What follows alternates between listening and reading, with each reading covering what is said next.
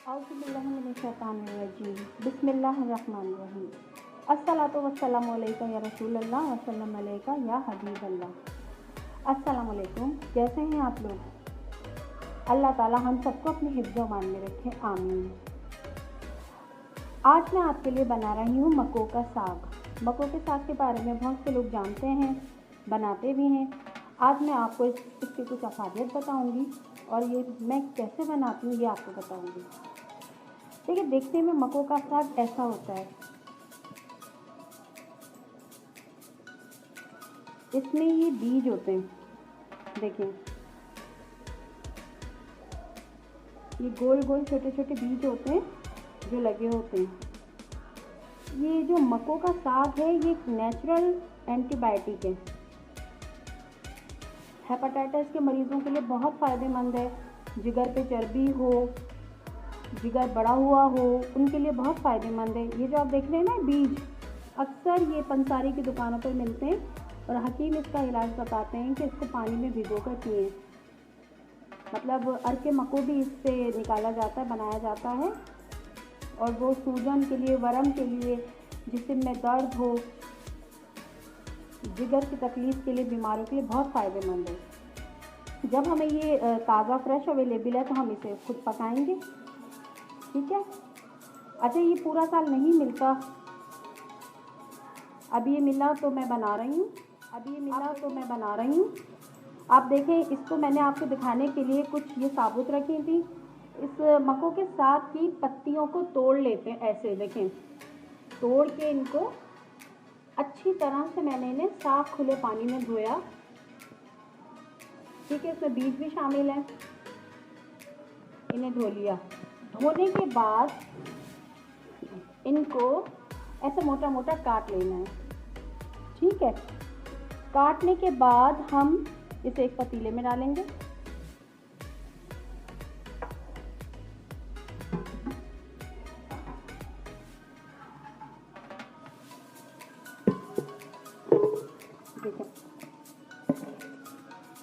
और इसमें हम डालेंगे तकरीबन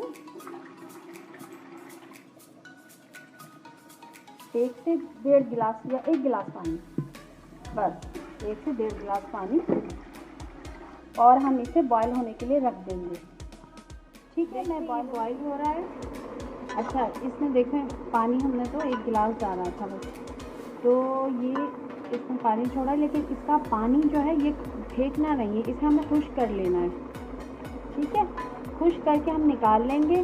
फिर हम इसमें मसाले डाल के, तेल वगैरह डाल के फिर हम भूनेंगे, फिर आगे रेसिपी बढ़ाएंगे। लेकिन ये जो पानी है ना, यही इसका बहुत कीमती पानी है। सारी अफादियत, ग़िज़ाइयत इसी पानी के अंदर है, ठीक है। फिर हम इसे खुश्क करके निकाल लेते हैं। देखिए, ये बॉईल हो गई है। बॉईल करके मैंने निकाल ली है। वो ज़्यादा थी, ये आधी है, उसमें से मैं आधी अभी बनाऊंगी, ठीक है। ये किलो के हिसाब से नहीं मिलती, इसके बंचेस होते हैं, बंच होता है एक, और गड्डियाँ मतलब, और गड्डी के हिसाब से मिलती है। तो तकरीबन 2 किलो थी, तो 2 किलो में से ये 1 किलो है। मैंने आधी इसमें उबाल के बॉईल हुई भी निकाल ली है। अब इसमें बताती हूँ किन किन चीज़ों की ज़रूरत है, फिर हम आगे बनाते हैं। ये 1 किलो तकरीबन मक्कों का साग है। इसमें 2 दरमियानी प्याज मैंने ली हैं, इस तरह स्लाइस में काट ली हैं। आधा कप ऑयल है, ठीक है। 4 बड़े साइज़ के टमाटर हैं, इस तरह काट लिए हैं। 1 टेबल स्पून या खाने का चम्मच लहसुन इस तरह बारीक चॉप कर लिया रफली। 1 टेबल स्पून, 1 ही खाने का चम्मच भर के अदरक, वो भी रफली चॉप कर ली है। ये 1 टेबल स्पून चिली फ्लेक्स है, मतलब वो कुटी हुई लाल मिर्च 1 खाने का चमचा। हल्दी चाय का 1/4 चम्मच, मतलब 1/4 चम्मच होता है, थोड़ा सा, इतनी हल्दी। नमक चाय का चम्मच से थोड़ा सा कम या हस्बे जायका, जितना आप खाते हैं इतना। और आखिर में हम इसमें डालेंगे हरी मिर्चें। आधा कप ऑयल लिया है मैंने, डाल दिया, इसमें गर्म हो गया। अब इसमें डाल देते हैं 2 दरमियानी प्याज।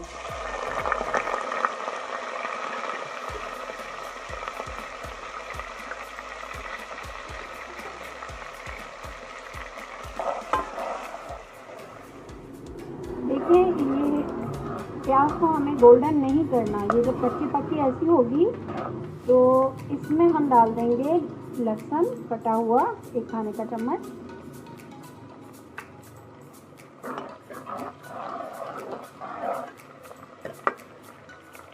अदरक भी डाल देंगे,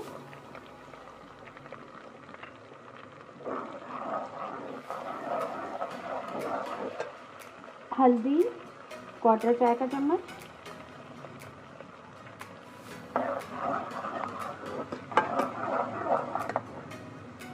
कुटी हुई लाल मिर्च, टमाटर, 4 बड़े टमाटर लिए थे या 1 प्याली करके। इसमें हम डाल देते हैं नमक,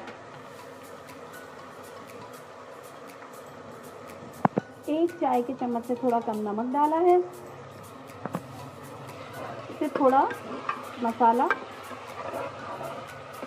पकाएंगे।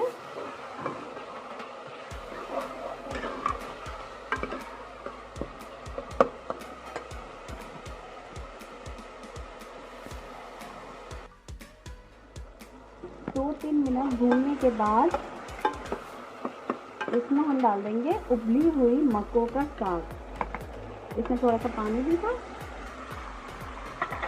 अब हम इसे अच्छी तरह से मिक्स करेंगे। देखिए हमने अच्छी तरह इसे मसाले के साथ मिक्स कर लिया। अब इसे हम 5-10 मिनट के लिए देखें। 5 मिनट बाद इसका ऑयल अलग हो गया है और ये तैयार हो गई है। इसका जो पानी था हमने सारा खुश्क कर लिया है। ठीक है, अब लास्ट में हम इसमें डाल रहे हैं हरी मिर्चें जो हमने काटी थी 2 से 3। अब हम इसे डिश आउट करते हैं। मक्कों का साग हमारा तैयार हो गया है, हमने डिश आउट कर लिया है। मक्कों के साग के साथ मैं बेसन की गरम गरम रोटी सर्व कर रही हूँ। बेसन की रोटी पे मैंने देसी घी लगाया है। अगर आपको मेरे ये डिश मक्कों के साग की रेसिपी पसंद आई है तो आप मेरे चैनल को सब्सक्राइब करें, मेरी रेसिपीज़ को लाइक करें और बेल आइकन के बटन को प्रेस करें ताकि मेरी अगली रेसिपी आपको मिल सके। अल्लाह हाफिज़।